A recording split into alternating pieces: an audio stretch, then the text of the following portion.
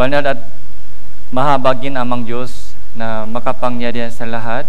Salamat po sa umagang ito, sa pagbibigay niyo po sa amin ng itong pagkakataon na nagtipon-tipon sa inyong harapan.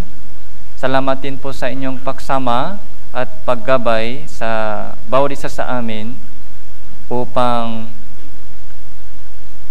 maunawan po namin ang inyong banal na kalooban at magkaroon po kami ng kagalakan at kapayapaan sa pamamagitan ng fellowship na ito. Mula nung naligtas po kami sa pamamagitan ng banal na dugo at kahabagan po ng Panginoon, hanggang ngayon, patuloy niyo po kaming ginagabayan at iniingatan sa pamamagitan ng mahabagin at makapangyarihan kamay. Sa kabila ng maraming kakulangan sa aming pamamagitan Kristiyano, iningatan pa rin kami, Panginoon, sa loob ng iglesia. At alam po namin ang aming nalalabing panahon sa buhay po namin sa mundong ito ay hindi na para sa aming sarili, kundi para sa inyong maluwalhating kalooban. Nawa itanim po ninyo sa aming puso ang inyong kalooban upang maisabuhay po namin ang aming matutunan at malalaman sa oras na ito sa aming buhay.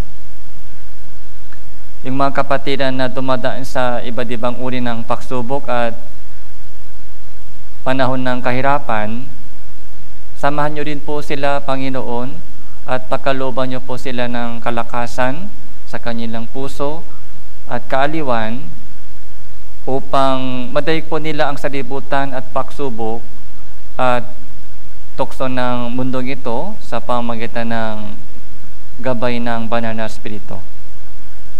Sa umagang ito, mula sa simula hanggang sa katapusan, sa iyo lamang po kami nagtitiwala at umaasa. Ito po yung aming panalangin sa pangalan ng Panginoon Jesucristo. Amen.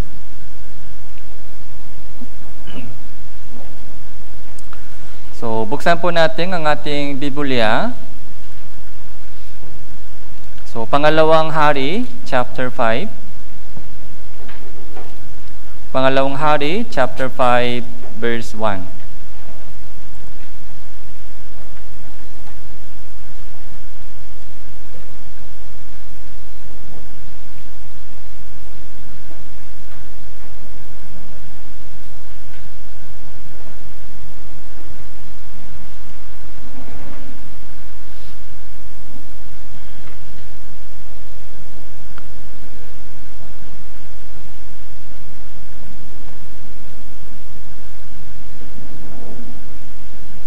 So, magmula verse 1 hanggang verse 4, babasahin ko po ito para sa inyo.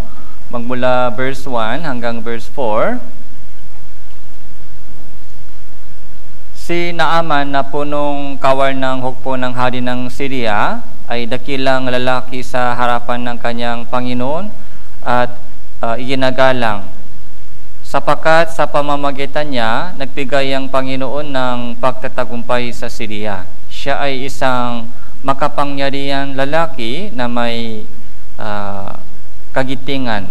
Subali, siya ay ketongin. Ang mga taga-Syria, sa isa sa kanilang pagsalakay, ay nagdala ng bihak na dalagita mula sa lupain ng Israel at siya ay naglingkod sa asawa ni Naaman. Sinabi niya sa kanyang babaeng Panginoon, sana haron ang aking Panginoon na kasama ng propeta na nasa Samaria, kanyang pagagalingin siya sa kanyang ketong. Verse 4, kaya't si Naaman ay pumasok at sinabi sa kanyang Panginoon kung ano ang sinabi ng dalagitang mula sa lupain ng Israel. Tuloy-tuloy po tayo sa ating pag-aaral sa 2 Kings. Ito po yung panahon, tungkol sa panahon po ni Elias at panahon po ni Eliseo. So, Si Elias po ay kinuha po ng Diyos. Kinuha po ng Diyos. Si Elias po ay isang simbolo ng Kristiyano, yung rapture. Kung ano ang mangyari po sa atin, so nakikita po natin sa history sa Biblia. Si Elias po ay kinuha ng Diyos, hindi po siya dumaan sa kamatayan. Pagkatapos, si Eliseo po yung kasunod niya. Si Eliseo rin po, gumawa siya ng maraming mga milagro, himala. Mas marami po yung mga himala na ginawa ni Eliseo kaysa Elias. Pero si Elias po ay namatay, Eliseo po ay namatay sa sakit. Hindi katulad po ni Elias po ay kinuha ng Diyos. Pero si Eliseo po ay namatay sa sakit. Okay? Pero mas maraming mga himala o milagro ay ginawa ni Eliseo. So yun po yung simbolo din po ng mga ginawa ni Jesucristo. Okay? So magandang story po dito sa chapter 5. Magandang storya po. Ito po yung story patungkol sa isang ketongin. Ano po yung pangalan niya, ketongin? So, Naaman. Siya po yung isang punong kawal ng hukbo ng hari ng Syria. Hindi po siya Israelita. Yung ibang lahi po siya. Ibang lahi, Naaman. So, dakilang lalaki, iginagalang siya sa pamamagitan ng maraming pagtatagumpay sa Syria. Sa mataas po yung position po ng itong Naaman. Mataas yung position. Pero ano po yung problema niya? Ketongin siya, ketongin. Yung ketongin po, ketong, ay simbolo po ito ng kasalanan. Ketong. Kaya sa Bagong Tipan, nakikita po natin yung mga ilang storya, di ba? Yung 10 ketongin, pinagaling po ni Jesucristo. Siyam, isa lang po, bumalik kay Jesus. Yung pagkagaling sa sakit ng ketong ay, ito din po yung mga illustration po, meaning ng salvation. Yung ketong ay kasalanan, ketongin ay sinner, katulad po natin dati.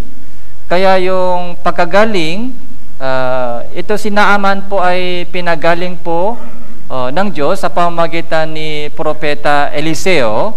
Ito po yung storya po natin, storya, kung paano po tayo na-save. So, tingnan po natin yung kanyang mga background. So, dakilang lalaki, harapan ng kanyang Panginoon. Iginagalang siya. Tapos, sa pamamagitan niya, so maraming beses, nagtagumpay sila, Syria. Okay? Mataas yung kanyang position, social position. Pero sa kabila, may problema. May problema. Ganon din po yung buhay po natin. Walang taong, walang problema. So, kahit mukhang maganda, kahit mukhang masaya sa mata ng ibang tao, pero kung tumitingin tumitingin sa malapit, anong nakikita po natin? Ay meron din naman problema. Walang taong walang problema. Walang tao, walang family na walang pagsubok. Lahat ng tao, lahat ng pamilya ay dumadaan sa iba't ibang uri ng pagsubok, problema.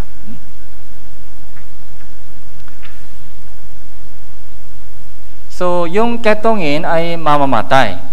Yung ketongin, ano po yung ketongin? Nakita nyo po ba yung ketongin? Nakita nyo po ba?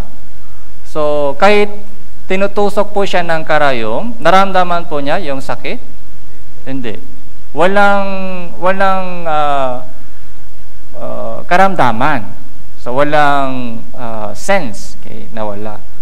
Kaya kahit tinutusok po siya ng karayom, yung mga bahagi ng katawan ay unti-unti nabubulok at nawawala. Ganun po yung mga buhay po natin dati. Manhit. Okay? Naging manhit. Okay. So, unti-unti, kaya miserable talaga yung ating buhay noon. So, wala siyang pag-asa. Kahit sa mata ng ibang tao, dakilang tao siya, ginagalang po siya. Pero, pag umuwi, si Naaman, pag umuwi siya, masaya po ba siya? Hindi siya masaya. Lungkot. Dahil ketongin siya, mamatay siya. Pero, mayroon, sa bahay po niya, verse 2, ang mga taga-Syria, sa isa sa kanilang pagsalakay ay nagdala ng bihak na dalagita mula sa lupain ng Israel at siya ay naglingkod sa asawa ni Naaman. Okay? So, dalagita. Ano po ito, dalagita? Dalagita? So, young girl. So, maliit na babae. Young girl ay dalagita. So, bilang bihak, nagdala ng bihak na dalagita mula sa lupain ng Israel. So, parang maid po siya, maid. Okay? Maid po sa bahay ni Naaman. Okay? Isang hamak na tao. Isang bihag, babae, dalagita. So, siya po ay naglingkod sa asawa ni Naaman. Okay? Asawa ni Naaman. Verse 3, sinabi niya sa kanyang babaeng Panginoon, sana, so haron ang aking Panginoon na kasama ng propeta na nasa Samaria. So, kaya kanyang pagagalingin siya sa kanyang ketong. Pero yung itong babae, hindi po nakasulat dito kung ano ang pangalan, pero yung babaeng ito, so, kilala po niya si Eliseo. Alam po niya, may idea po siya tungkol kay Eliseo. Kaya, yun ang mga suggestion niya, yun ang prayer niya. Sana, yung si Naaman aking Panginoon, ay nandun pumunta sa Israel. Okay? Meron doon isang propeta. Sino po yun? Eliseo. Tapos, pagagalingin siya ni Eliseo sa kanyang ketong. May assurance po itong babae. May assurance. Kahit hamak po siya, pero may assurance po siya. Kung pumunta siya kay Eliseo, pagagalingin siya niya. Pagagalingin.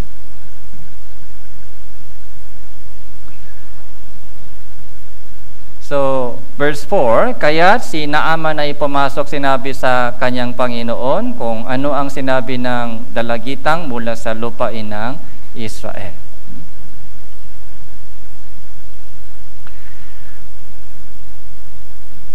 Kaya, so ito po ay isang storya ng evangelism. Isang small girl, okay? Isang small girl, so dinala po siya sa ibang bansa. Dinala po siya sa ibang bansa, naglingkod po siya sa isang asawa ng kawal, yung puno ng kawal.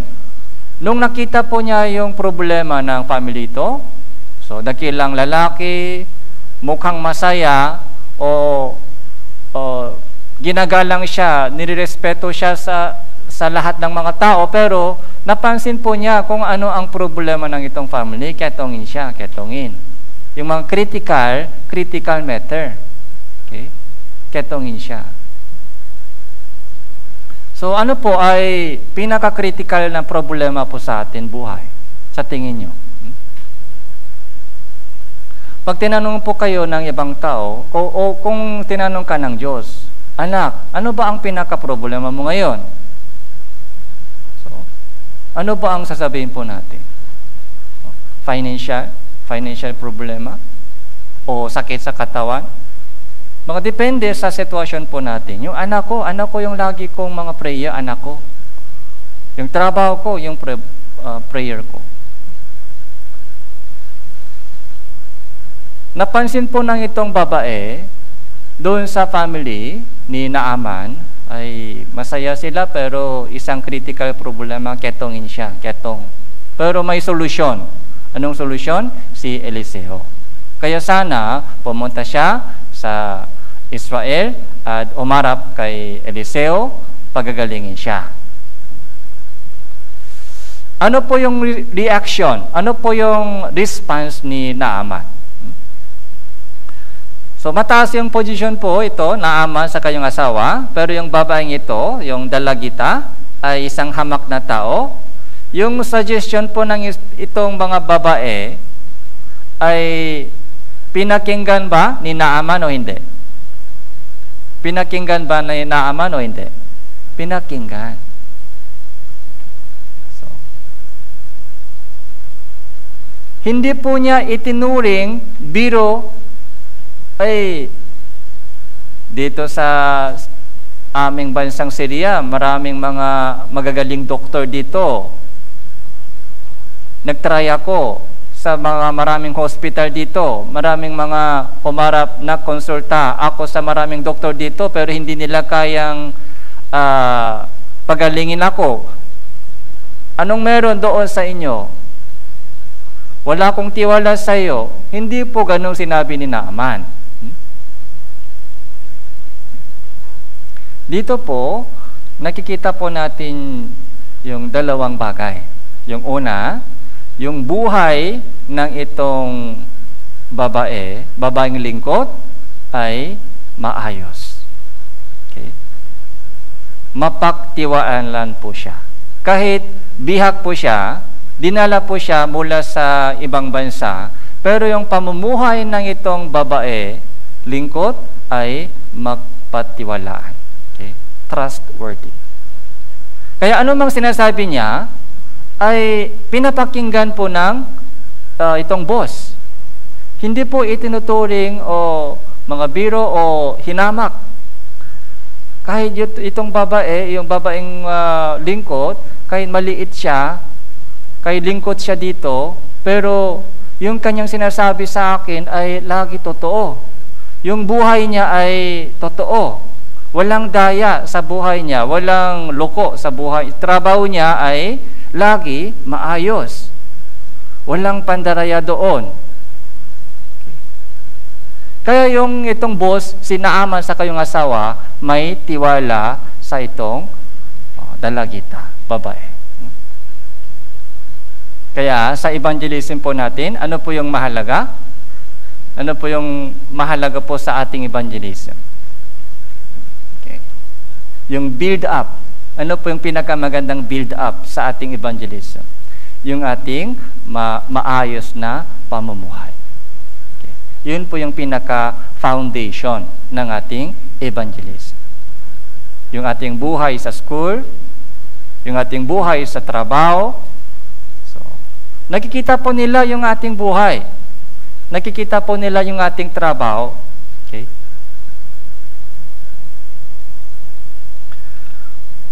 So, doon po sa mga construction po ng riprap, medyo matagal po, ilang buwan. So, nakikita ko yung trabaho po nila. Meron pong mga tao na masipag talaga, masipag. Kahit nandoon ako o hindi, so parang the same. Kaya minsan, binibigyan sila ng merienda galing sa kantin. Pag nakita ko yung mga masipag na trabaho nila, sa kahit mahinit, tuloy-tuloy sila. Minsan, tumatawa po ako sa brother, sister, sa kantin, at dala mo dito yung merienda, drinks. Pero pag tamat sa trabaho, pag nakita nila ako doon, kunwari kilos, pag wala ako doon, nakahiga lang sa view deck, kung ganon, gusto ko, bigyan sila ng merienda? Hindi. Wala. Iba-iba yung trabaho nila. Doon ko po binabasa yung kanilang puso. Matapat po sila o hindi? Matapat. Okay. Mga eye service. Eye service lang. Minsan eye service. Pag nandoon na ako, magkilos, pero kung wala, ay upo. Kaya maraming mga worker ay palitan po doon. Okay? May masipag na trabaho, mga worker, meron pong mga hindi. So, yung pagpapahalaga sa sarili. So, ito po yung mga dati na banggit ko po sa inyo. Self-esteem. O self-respect. Yung pahalagaan yung sarili. So, pagpapahalaga sa sarili. Pagpapahalaga sa sarili. Okay. Mahalaga tayo sa harapan ng Diyos. Kahit hamak tayo sa mata ng ibang tao, mahalaga po tayo, lahat po ng mga tao, lahat po ng mga spirito ay mahalaga sa harapan ng Diyos. May purpose ng Diyos. Mayroon pong maluwalhating plano at purpose ng Diyos. Kaya sana po, kahit pumasok po tayo sa buhay dito na walang idea tungkol sa buhay, kung saan po tayo galing, kung ano ang purpose ng buhay natin dito, kung ano ang dapat hanapin dito sa mundo, ano ang dapat gawin. Pero bago po tayo umalis sa mundong ito, dapat natin malaman yung katotohanan. Kung sino tayo, kung sino ang gumawa sa akin, kung sino ang lumikha sa mundong ito, kung makilala po natin ang Creator, yung lumikha sa akin, doon po, makikita po natin kung gaano kahalaga ako sa harapan ng Diyos. Mahalaga pala ako sa harapan ng Diyos. Mahalaga. Okay. Hindi po ito mayabang. Hindi po ito. Iba ito sa kayabangan. Okay. Self-esteem. Self-esteem. Mahalaga yung buhay ko. Mahalaga ako sa mata ng Diyos. Mahalaga ako. Yung pagpapahalaga sa sarili, so sana po yun po yung maintindihan po natin habang tumatagal po tayo sa Christian living. So kung ganon, so pwede po tayo maging honest. Okay? Honest.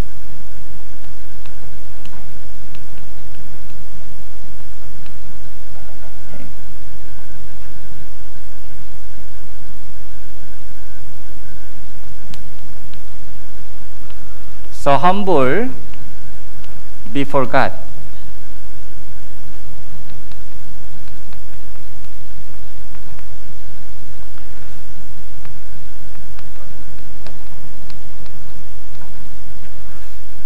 So, itong tatlo po ay mangyari kapag meron na po tayong self-esteem. Okay? Yung honest sa sarili. Ano mang sinasabi ko, sinisikap kong tuparin. Sinisikap kong tuparin ano mang ipinapangako yung sinasabi ko. Dahil mahalaga ako. Hindi ako sinungaling. Okay. Marunong magsinungaling. Marunong ba tayo? Marunong ba tayo magkapagsinungaling? Sino dito? Marunong tayo magkapagsinungaling, pero ayaw ko gawin yan. Marunong. Magaling ako sa pagsisinungaling, pero mula nung ligtas ako, o mula nung ligtas po tayo, so ayaw na gawin po natin dahil, so hindi ako ganong tao. Isang Kristiyano, anak ng Diyos, kaya hindi pwede magkapagsinungaling. Ano mang sinasabi ko, ano mang ipinapangako sa ibang tao, ay sinisikap kong tuparin. Gagawa ng paraan. Dati, puro dahilan, excuse. Gumagawa ng excuse lang dati. Pero ngayon, gumagawa ko ng paraan para matuparin yung ipinangako. Ano mang lumalabas sa bibig ko. Dahil ganun si God. Dahil ganun yung Godfather. Yung tatay ko ganun, kaya sana ganun din ako. Faithful ang Diyos. Tapat ang Diyos. Kaya, sinisikap kong maging katulad ng tatay ko. Tapat. Okay. Humble. yung honest sa sarili. Okay? So yung honesty sa sarili po, honesty sa sarili ay first step. Okay? So, kaya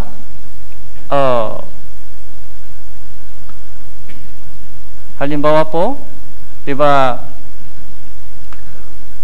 pag gawa ng table, sa likod po maraming table sa likod. Bagong gawa, bagong luto. Okay. O yung pagka-cleaning. Paglilinis sa bahay o sa kwarto. Minsan, yung mga nakikitang bahagi lang lilinis po natin, nakikitang bahagi para makita ng ibang tao. Pero yung bahagi na hindi nakikita, nililis po ba natin o hindi? Minsan, ay, hindi yan nakikita. Pero sino ang nakakaalam? Ikaw nakakaalam. Kahit walang ibang nakakaalam, pero ikaw ang nakakaalam. Kaya, kahit hindi nakikitang bahagi, so paglilinis po natin, okay? Hindi nakikitang bahagi sa ilalim, tapos sa likod, yung mga pag malinis na po, nakikitang bahagi, pati hindi nakikitang bahagi ng ibang tao. So, masaya o hindi? Masaya. Yun po yung kaligayahan galing sa Diyos. Hindi ay pleasure. Okay? Para sa sarili. Kaya, kwarto po natin. Sa kwarto po natin, malinis po ba o hindi?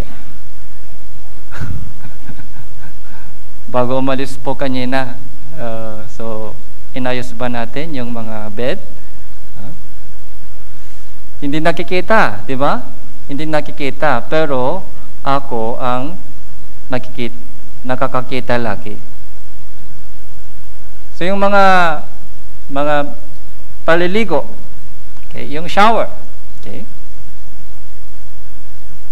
Kapag naligo po tayo, masarap, di ba? Pag linis po tayo ng kwarto, yung bed, mga masarap yung feeling. Okay. Sa harapan ng sarili, para sa sarili. Okay.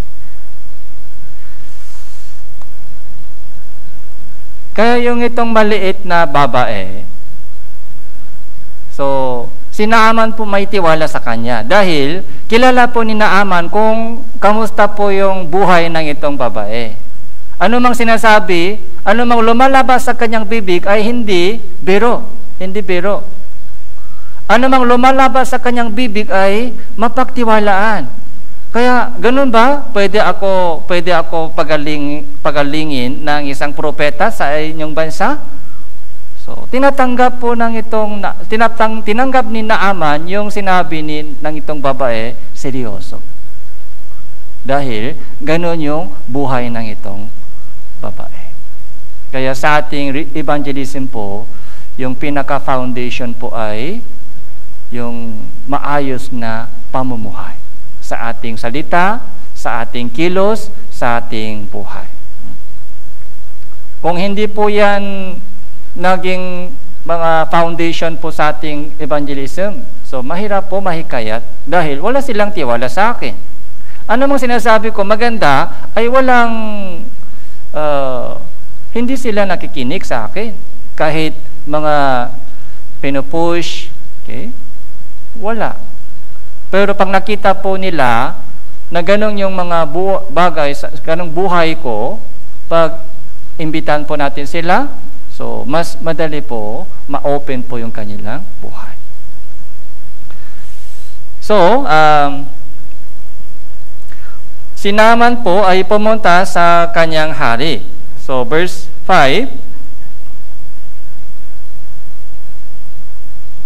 sinabi ng hari ng Syria, humayo ka at ako ay magpapadala ng sula sa hari ng Israel. Kaya siya ay humayo at nagdala ng 10 talentong pilak, 6,000 pirasong ginto, 10 magagarang bihisan.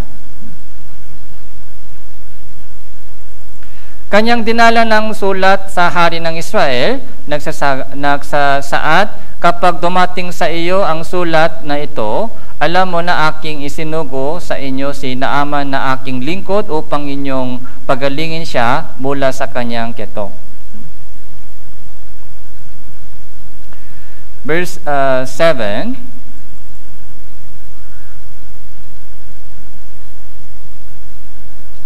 nang mabasa ng hari ng Israel ang sulat, kanyang pinunit ang kanyang suot at nagsabi, ako ba ay Diyos upang pumatay at bumuhay?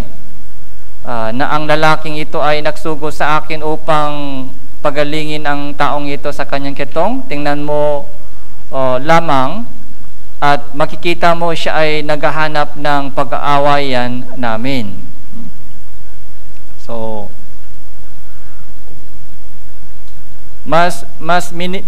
meron po dito misunderstanding po dito. Kaya may sulat po, dinala po ni Naaman yung sulat ng hari, okay, ng Syria.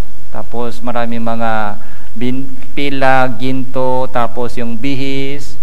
So yun yung mga para pang favor, para panghingi ng favor.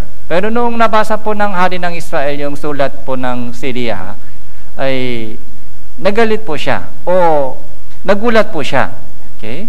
Dahil mali po yung deliver ng address ng deliver. Dapat pumunta po siya kay Eliseo. Pero pumunta siya sa hari ng Israel.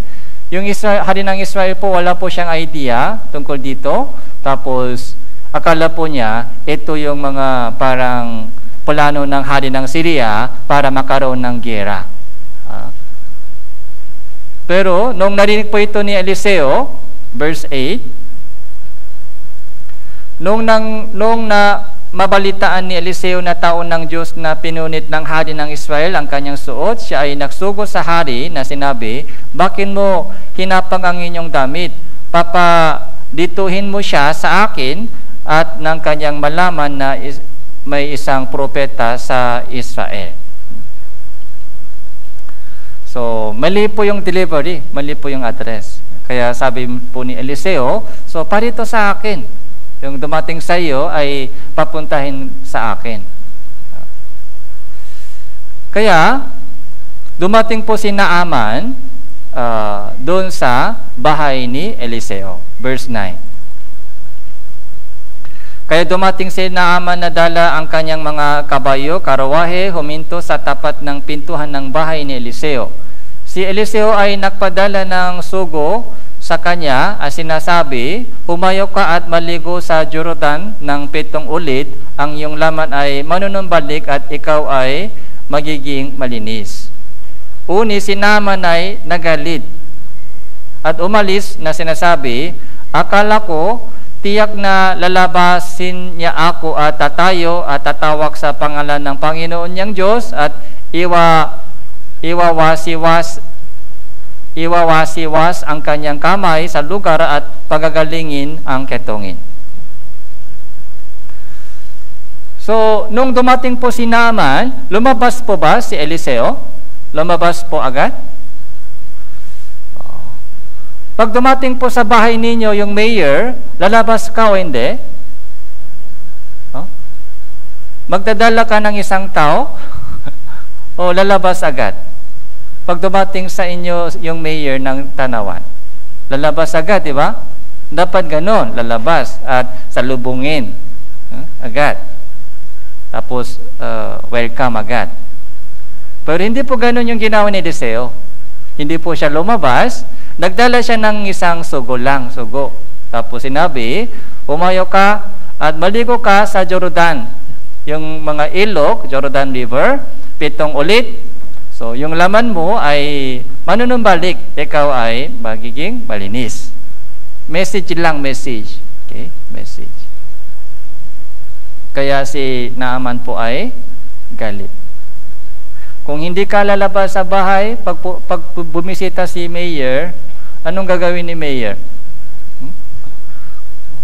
Magagalit po siya? Magagalit siya. Magagalit. Anong taong ito? Okay? Sino po yung barangay cap dito? hahabol po niya, hahanapin po niya yung mga barangay cup dito, tapos sasaway. Walang budget para sa barangay ito. Galing sa City Hall. Parang ganun. Akala po ni Naaman, so pansinin po natin yung words akala ko. Okay? Pansinin po natin yung words akala ko. Ito po yung expectation po ni Naaman. Dapat ganito yung takbo ng story. Dapat ganito ang mangyari. Dapat ganito yung sitwasyon. Ito po yung mga expectation po ni Naaman. Akala ko, tiyak na lalabasin niya ako at tatawag sa pangalan ng Diyos, may konting performance, okay? Mga ceremony, okay? Yun ang expectation ni Naaman. Mga ceremony o performance. Dapat lumabas po siya. Tapos, yung tatawag sa pangalan, tatayo sa harapan ko. So, salubugin niya ako dapat ng mainit. Okay. Galing ako sa ibang bansa, malayo. Dinala ko yung sulat ng hari ng bansa namin. Pero, bakit ganito?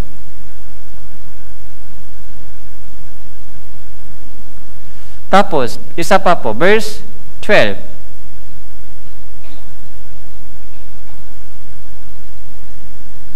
Hindi ba ang Abana at ang Parpa na mga ilog na Damasco ay higit na mabuti kaysa lahat ng tubig sa Israel? Hindi ba ako maaaring maligo sa mga iyon at magiging malinis, kaya siya ay pumihit at umalis na galit na galit?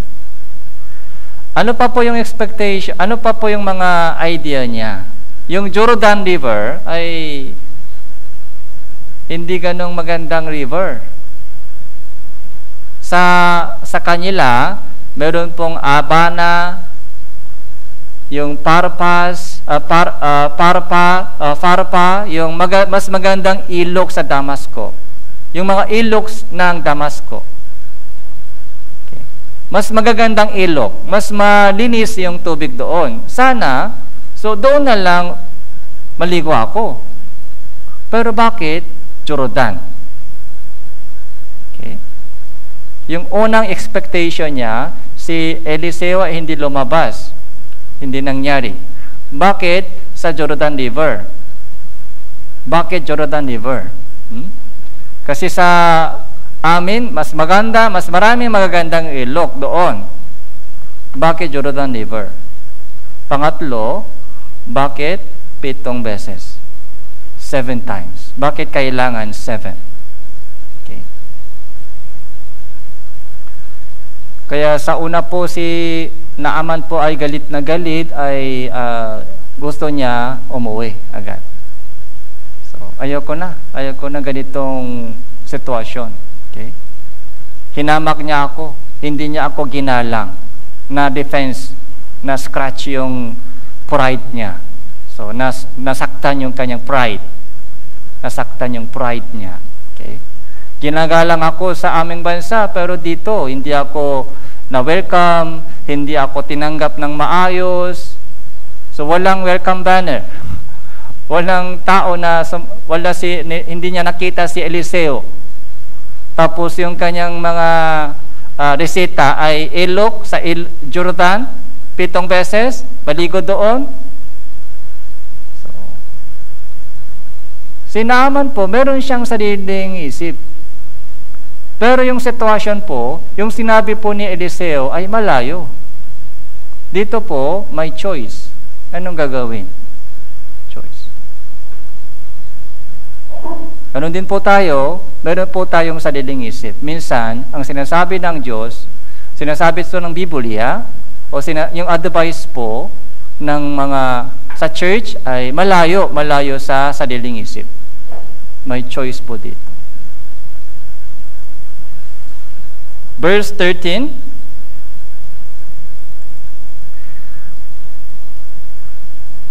So, verse 13, basahin po natin itong sabay-sabay. 3, 2, 1. Unit ang kanyang mga lingkod ay nagsilapit at sinabi sa kanya, Ama ko, kung iniutos sa iyo ng propeta na gumawa ng mahirap na bagay, hindi mo ba gagawin?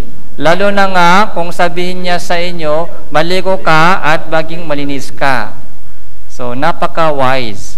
Napaka-wise po yung kanyang lingkod. Okay.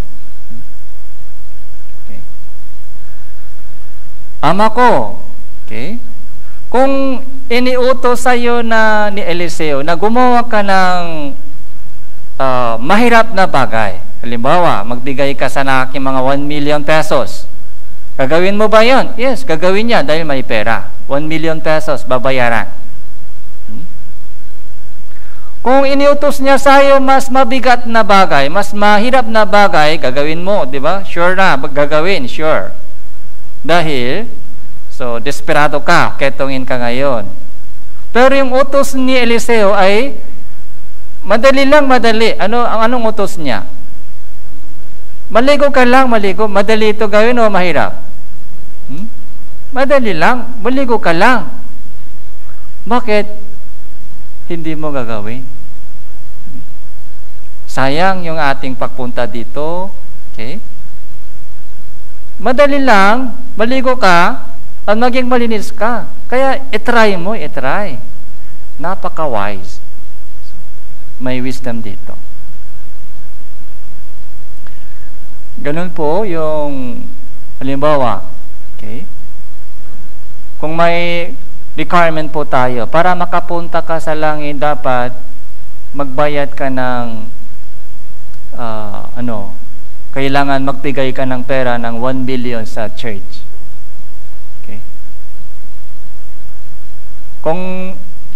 Kung meron ganong mga requirement, para makapunta ka sa langit, magbayad ka ng 1 million pesos. Gagawin po ba natin o hindi? Gagawin?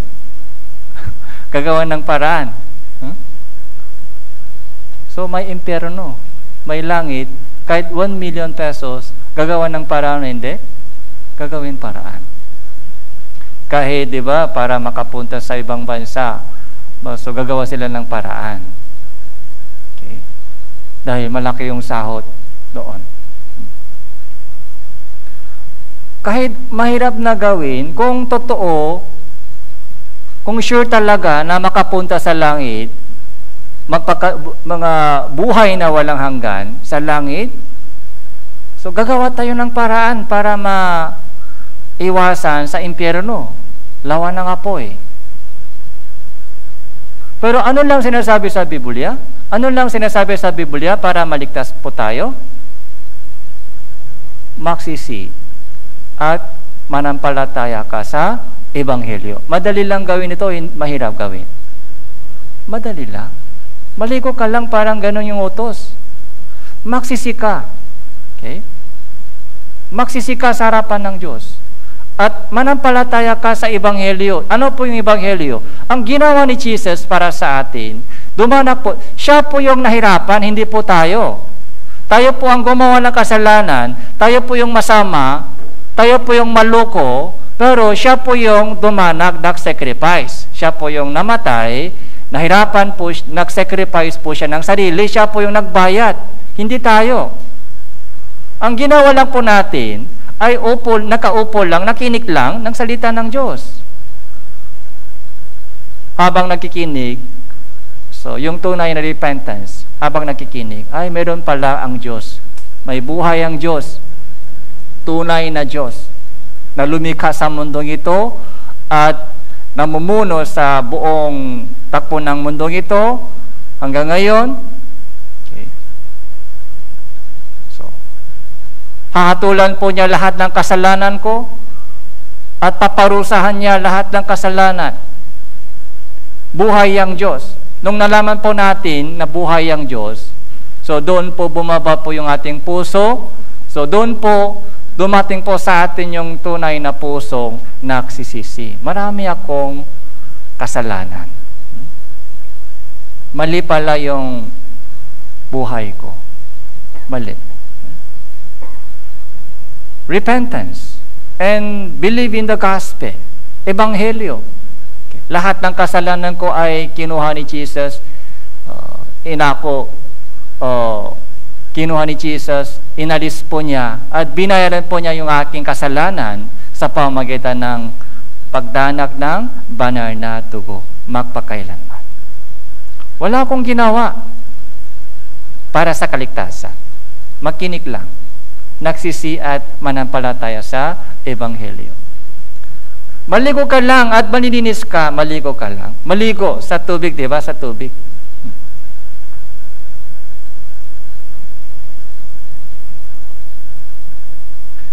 Pero minsan, katulad po ni Naaman na galit, ganun din po yung ginagawa ng maraming unbelievers. Galit na galit sila. Okay. Dahil sa kanilang sariling isip. Dapat ganito. Dapat may paraan. Okay? O performance. O procedure ganito para makapunta sa langit. Kaya, maraming mga religion po ay ginawa ng tao para gumawa po sila ng ganong mga procedure, mga proseso, requirement ng sariling requirement. Gumawa ka ng mabuti o mangumpisal ka, okay? Humingi ka ng tawad. Dapat humingi ka ng tawad. May kasalanan ka, humingi ka ng tawad para mapatawad ka. Mangumpisal ka, makonfess ka. Okay? Gumawa ka ng mabuti para makapunta sa langit. Katulad po ni Naaman, meron po silang mga sariling isip.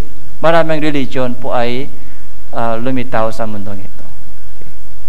Dapat ganito ka. Bakit dugo? Dapat good works. Dapat maging mabait ka para makapunta sa langit. Para mapatawad yung kasalanan mo, dapat humingi ka ng tawad. Mangumpisa ka. Okay? Magsorry ka sa Diyos. May sariling isip. Yun po yung maraming religion sa ating panahon. Katulad po ni Naaman. Pero hindi po yung kaya kung umaasa at nagtitiwala sa sarili, may pride. Okay? Kung may pride po, mahirap sila maligtas. Kung may pride, mataas yung puso. Okay? Dapat ganito. Na kulungan po sila ng sariling isip, dapat ganito. Pero si Naaman po, humble po siya, humble. Sa una, galit po siya, pero nung narinig po niya yung sinabi ng kanyang lingkod, tama yung sinabi mo. Yung mahirap na pag iniutos ako ni Eliseo, mahirap na bagay, for sure, gagawin. Bakit? Yung maligo lang, hindi ko gagawin. Sige, itry natin. Verse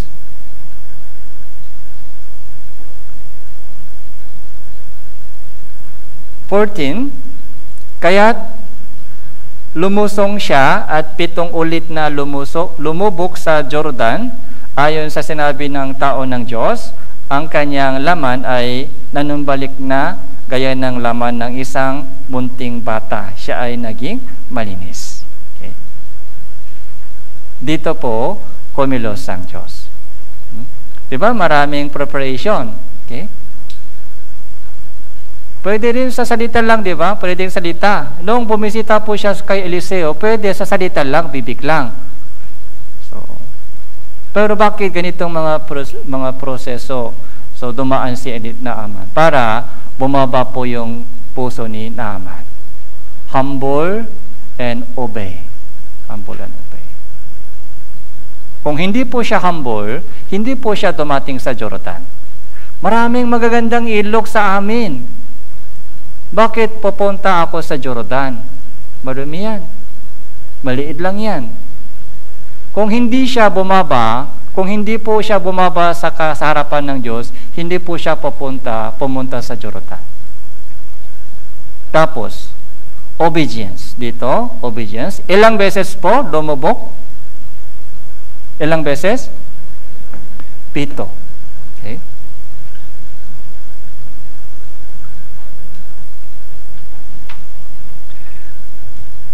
Akala po natin 10 yung mga perfect number. Pero sa Bible po, 7 ay gas number.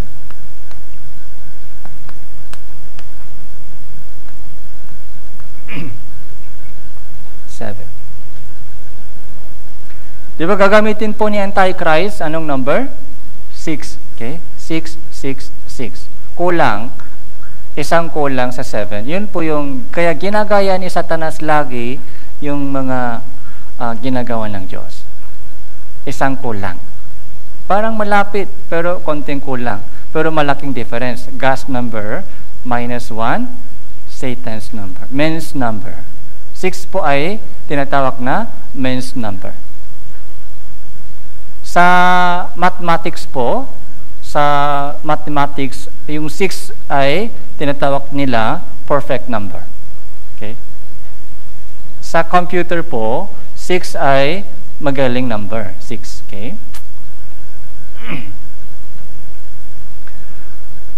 Kaya 7 beses lumubo ka sa lilok. Okay? 1, 2, 3, 4, 5, 6, 7. Okay? Diba dito tayo umpisa?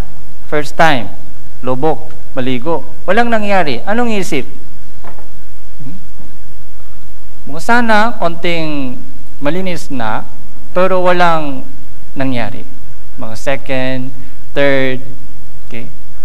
Maraming Kristyano po ay huminto po sila doon sa number 3, number 4, number 5, number 6, huminto, number 6. Sayang o hindi? Sayang. Okay. Kaya tinitingnan po ng Diyos yung ating obedience. Okay. Isang example po sa ating life. Yung mga nanay po dito, pag nagsasaing po kayo, mga pakulot. Okay. Yung water, ilang degree? Anong degree po kumukulot? 100. So, 100 degree. 100 degree, dapat yung init po 100. Dito po kumukulot yung tubig. Okay, kumukulot. Kaya pwede dito, so magiging kanin. Yung bigas. Okay? So, yung bigas ay nagiging kanin. Kailangan umabot 100 degree. Okay?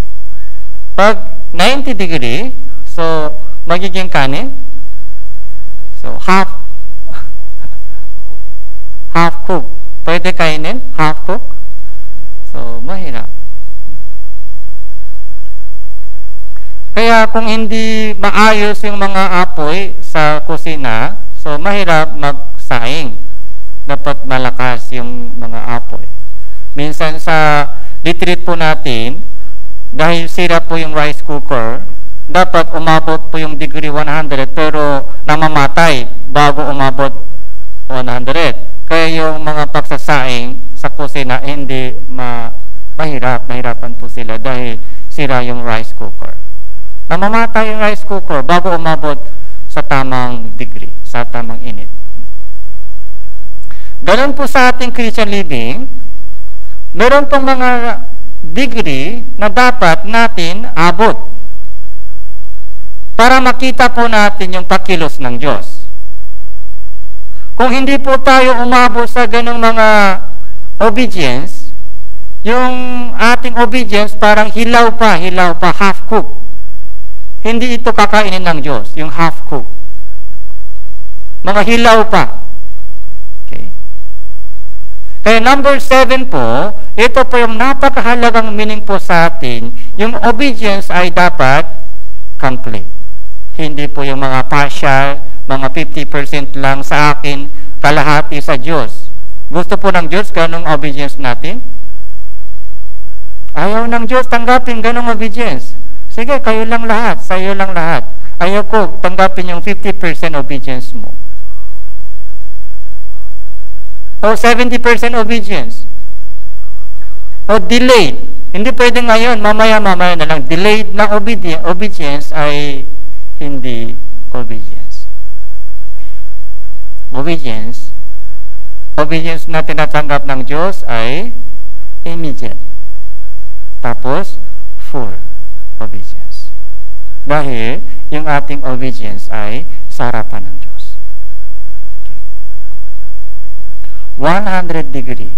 Okay. Dapat doon po umabot para kumulot yung tubig. Kumulot.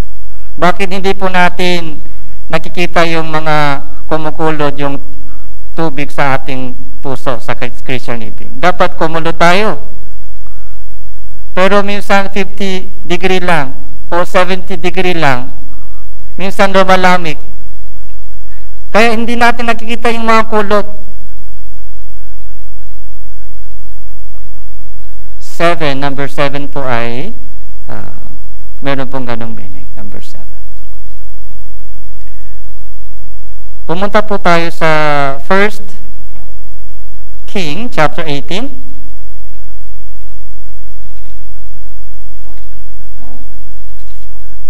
Unang Hari chapter 18.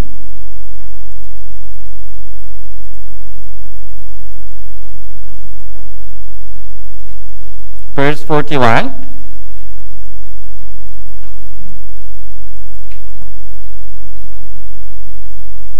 Sa panahon po ni Elias, nagkaroon po ng 3.5 years na famine, yung tagutom. So after yung tagutom, so babalik po, dito po, yung bumalik po yung ulan, verse 41, sinabi ni Elias kay Ahab, umahon ka, kumain ka at uminom sapagkat may hugong ng rumaragasang ulan. So, rumaragasang ulan. Ano po ito? Rumaragasang ulan? Malakas na ulan. Okay? So, rumaragasang ulan. Tagalog po ba ito? Lumaragasang ulan. Malakas yung ulan. Kaya umahon si Ahab upang kumain at uminom. Si Elias ay umakyat sa tuktok ng Carmel. Siya ay umuko sa lupa at inilagay ang kanyang mukha sa pagitan ng kanyang mga tuhod. Kanyang sinabi sa kanyang lingkod, umahon ka ngayon, tumingin ka sa dagat, at siya ay umahon at tumingin, sinabi, wala akong nakikita, at kanyang sinabi, umayo ka ng 7 ulit. Okay, 7 ulit. Umayo ka ng 7 ulit. Sa una, anong nakita ng lingkod? Wala akong nakikita, walang nangyari. Walang nangyari. Parang walang nangyari sa akin. Number 1, unang beses ligo, may nangyari? Walang nangyari. Okay? Sana, unti-unti nangyari sana, individual, yung gradual. Sana gano'n nangyari para makikita natin, kumikilos talaga ang Diyos. Pero, ang kilos ng Diyos, sa unang beses o sa paligo, walang nangyari. Parang walang nangyari. Dito, gano'n din, walang nangyari. Pangalawa, sana unti-unti nalininis para makikita natin. Para may sign tayo. Pero parang flat. Walang nangyari. Walang nangyari. Wala. Dito, huminto. Sumuko. Sayang o hindi? Sayang. Maraming Kristiyano po ay dito, dahil pagod pa. Walang nangyari. Hanggang kailan? Yun po yung tanong po ng maraming Kristiyano. Hanggang kailan? Hanggang kailan ganito? Matagal na ako prayer. Pero yung timing po ay galing sa Diyos. Dito, bigla nangyari. Ganito po yung pagkilos ng Diyos. Tinitingnan po ng Diyos yung ating obedience na may pananampalataya. Kung walang pananampalataya, suko agad. Dahil walang nangyari. Okay? Suko agad. Kung may pananampalataya, so hintay. Tuloy-tuloy. Okay? Tutuparin ng Diyos yung kanyang pangako. Yung promise niya, may tiwala ako sa Diyos. Kilala ko siya. Tutuparin po niya yung kanyang ipinako sa akin. Tuloy-tuloy ako. Mahirapan, pero tuloy-tuloy. Kaya, makikita po niya yung pagkilos ng Diyos. Dito rin po, humayo ka ng 7 ulit, verse 44, sa ikapitong pagkakataon ay kanyang sinabi, tingnan mo, may lumitaw na isang ulap mula sa dagat na kasing liit ng kamay ng isang lalaki. At kanyang sinabi, humayo ka, sabihin mo kay Ahab, ihanda mo ang inyong karawahe, ikaw ay lumusong, baka mapigil ka ng ulan. Okay. Sa ikapitong pagkakataon, anong nakita? Isang kamay, kasing liit ng kamay ng isang lalaki. Ganito lang ulap, maliit ito, malaki. Maliit lang. Sa una, maliit lang. Sa ikapitong pagkakataon, kahit maliit yung ulan, pero sinabi ni Elias, tumakbo ka, baka mapigil ka ng ulan. Magiging malakas yung ulan. Kaya sabi po ni Elias, go again. Okay? Go again. Nahirapan kayo sa evangelism, try again. Go again. Okay? 7 times. Noong umikot po sila sa Jordan, yung lunsod ng Jordan, ilang beses po umikot? Ilang beses po umikot yung mga Jordan lunsod? Nung nabasak? Nung nawasag yung Jordan? Jericho. Jericho, hindi Jordan. Yung Jericho, yung city, Jericho City. Ilang beses po umiko sila? Di ba, first day hanggang 6th day, isang beses lang, di ba? Tapos, pagdating sa 7th day, 7 times, last day, 7 times. Last day, 7 times umikot sa Jericho. Kaya, naguho na. 7 times. So, complete obedience po ay napakahalaga. Nahirapan po ba kayo sa pagsunod sa Diyos? O tinetesting po ba tayo sa ating faith? So, tuloy-tuloy. Baka nasa ika-6 na beses. Baka nasa ika-6 na pagkakataon nito. One more. Isa pa. Go again. Kung ganon, makikita po natin kung paano tutuparin po ng Diyos yung kanyang promise. Ganito pala yung ginagawa ng Diyos. Kung meron po tayong once na experience sa ganon, the next time, mas madali. Sa una, mahirap. Dahil walang idea patungkol sa pagkilos ng Diyos. Pero, sa una, pag na-experience po natin ganon, pagkilos ng Diyos, yung second time, mas madali. Ito, na-experience ko kati. Hanggang ika-6. Walang lang nangyari. Dati ganon din ako. Pero tuloy-tuloy ako dahil sa 7, mangyari yan. Complete obedience. Minsan, hindi nakikita po natin yung pagkilos ng Diyos. Kaya walang nakikita, wala. Pero tingnan mabuti, may maliit na ulap ay makumpisa na. Okay? So, balik po tayo sa pangalawang hari, chapter 5.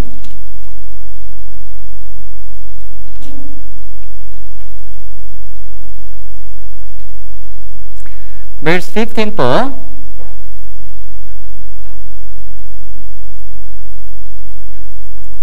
pagkatapos siya at ang buong pulutong niya ay bumalik sa taon ng Diyos, siya ay tumayo sa harapan niya, kanyang sinabi, ngayon ay nalalaman ko na walang Diyos sa buong daigdig, liban sa Israel, kaya tinanggap mo ang kaloob ng isang inyong lingkod. Unit kanyang sinabi, habang buhay ang Panginoon na aking pinaglilingkuran, hindi ako tatanggap ng anuman, at ipinilit niya na ito ay kanyang kunin, unit siya ay tumanggi.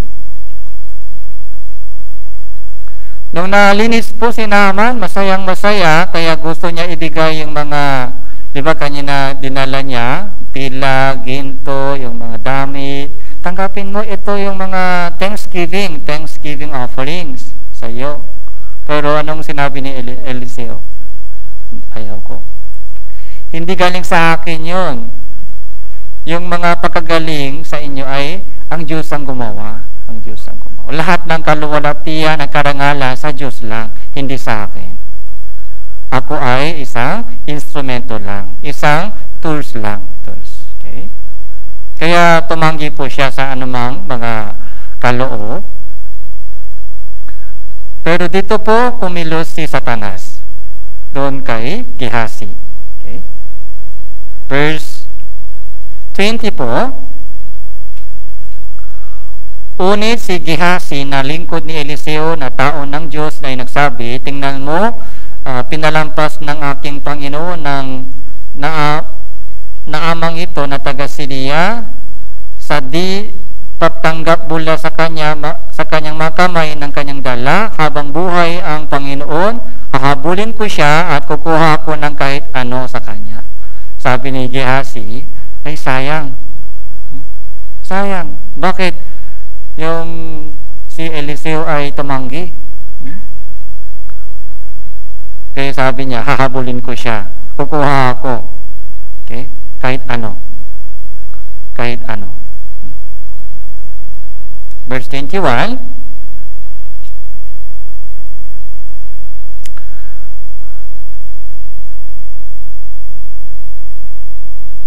kaya nagsinungaling po si Gehazi kay Naaman. Ganito yung sabi ng Eliseo sa akin, kaya kinuha po niya verse 23, sinabi ni Naaman, tanggapin mo sana ang 2 talento. Kanyang hinimok siya at inilabot ang 2 talentong pilak sa 2 supot, pati ang 2 pampalit na bihisan, at ipinasang sa 2 sa kanyang mga tauhan, nagdala ng mga iyon sa harapan ni Gehazi. Verse 24, nang siya ay dumating sa burol, kinuha niya ang mga iyon sa kanila at itinago niya sa bahay, pinahayo niya ang mga lalaki at siya ay umalis. Siya ay pumasok sa tumayo sa harapan ng kanyang Panginoon. Sinabi ni Eliseo sa kanya, saan ka galing, Gehazi? At kanyang sinabi, ang iyong lingkod ay walang pinaroonan. So nagsinungaling si Gehazi. Pumasok sa kanya yung sakim. Kumilos si Satanas sa kanya, kaya kinuha po niya yung mga dinala ni Naaman, tapos itinago sa kanyang bahay, tapos nagsinungaling siya kay Eliseo. Wala akong pinuntahan. Pero hindi po ito alam ng Diyos. Hindi po ito alam ni Eliseo. Alam niya. Alam po ni Eliseo kung ano ang ginawa ni Gehazi. Verse 26 po. Unit kanyang sinabi sa kanya, hindi ba sumama ako sa inyo sa espiritu ng lalaki ay bumalik mula sa kanyang karuwahe upang salubugin ka? Panahon ba upang tumanggap ng salapi at mga bihisan ng mga ulibuhan at mga ubasan, ng mga tupa at mga baka, ng lalaking alipin at babae? So 27 po, basahin po natin ito, 3-1. Kaya't ang ketong ni Naaman ay kakapit sa iyo at sa inyong bini magpakailanman. Ay siya'y umalis sa kanyang harapan na isang ketongin na kasing puti ng niebe. So, yung ketong ni Naaman ay pumunta kay Gehazi. So, ano po yung nakikita po natin dito? Kapag malakas po yung pagkilos ng Diyos, malakas rin po yung pagkilos ni Satanas. Okay. Kapag may ilaw, liwanag, may kasamang kadiliman, shadow. Okay.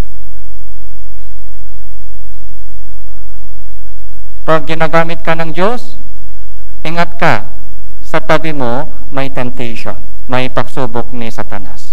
Okay. Pagkatapos ng tagumpay, yun po yung delikado. Pagkatapos ng tagumpay sa Christian living, so darating po sa atin yung malaking pagsubok. Dahil pag tagumpay po tayo, doon po tumataas po yung ating puso. Okay. Habang kung maayos po yung ating Christian living, salamat, pero ingat ka rin. Dahil doon po tumataas yung ating puso, kaya yung ginawa po ni Gehazi ay nangyari po sa atin. Tago. Okay. Tapos, nagsisinungaling. Okay. Kung may tagong kasalanan po tayo sa harapan ng Diyos, so hindi po, alam ito ng Diyos.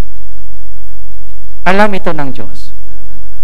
Yung ating Christian living, tandaan po natin, hindi po sa harapan ng tao, kundi sa harapan ng Diyos, yung ating Christian living.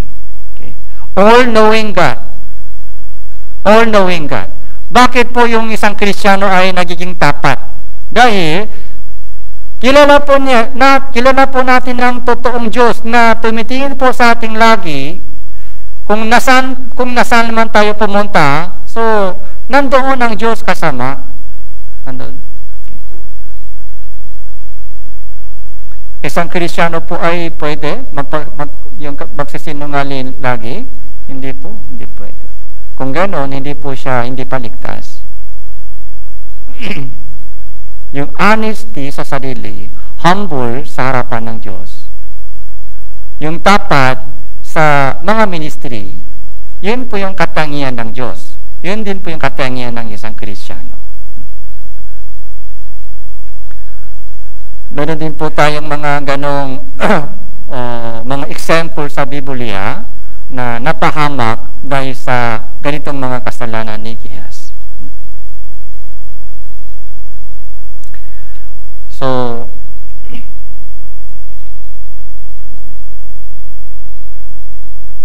Deuteronomy chapter 10, last verse po natin, Deuteronomy chapter 10.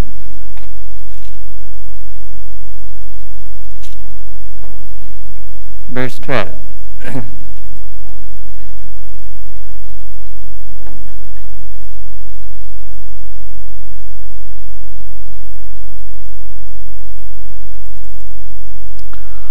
At ngayon, O Israel, ano ba ang hinihingi sa inyo ng Panginoon mong Diyos?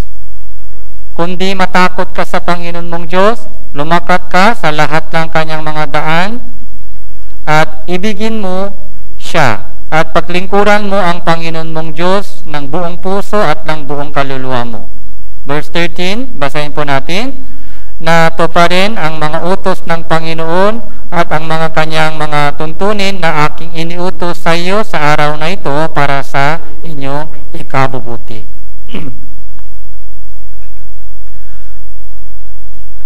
Ano ba ang hinihingi sa iyo ng Panginoon mong Diyos? Ito pong napakahalagang question. Napakahalagang tanong. Ano ang hinihingi niya sa iyo? Ano ang hinihingi ng Diyos sa atin, sa akin? Ano ang utos ng Diyos sa akin? Ito po yung kalooban ng Diyos. Ito po yung dapat natin gawin. Ano mang hinihingi niya sa akin? Matakot ka sa Diyos. Ito po yung fear with respect. Okay? hindi po ordinaryong takot. Yung matakot ka sa Diyos, ito po yung mga fear, takot na may galang, respect. Okay? Matakot ka sa Diyos, lumakad ka sa lahat ng kanyang mga daan, ibigin mo siya, paglingkuran mo siya ng buong puso, buong kaluluwa. Tapos verse 13, tuparin mo ang mga utos ng Diyos, kalooban ng Diyos. Tuparin. Para kanino? Para sa inyong ikabubuti. Yung obedience po ay para kanino? Para sa Diyos o para sa atin? Sabi dito, para sa inyong ikabubuti. Kung sumunod ka sa utos ng Diyos, so magiging mabuti, magiging maganda yung buhay mo.